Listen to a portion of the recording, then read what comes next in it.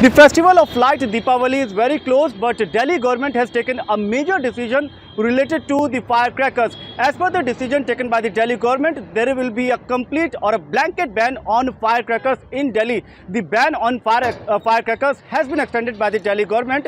This simply means that there can't be any storage of firecracker, there can't be any sale of firecrackers, there can't be any production of firecrackers in Delhi. And not just this, the online or the e-commerce trading of firecrackers can also not take place in Delhi. You cannot purchase the firecrackers through online, or neither you can sell it. So there has been a complete or a blanket ban on firecrackers. The ban has been extended till 1st January 2023, and the decision has been taken in the wake that we see every year whenever there is this Deepavali festival, the pollution level is at a record high level. So this year, as a precautionary step, the Delhi government has taken this decision that there has to be a complete ban on firecrackers, and this will be brought in effect immediately, and you cannot sell, store or produce firecrackers in Delhi. And if it is being found by any person indulging in this sort of activity, then a punishable act will be taken. And to ensure that this decision is effectively implemented, then Delhi government along with the volunteers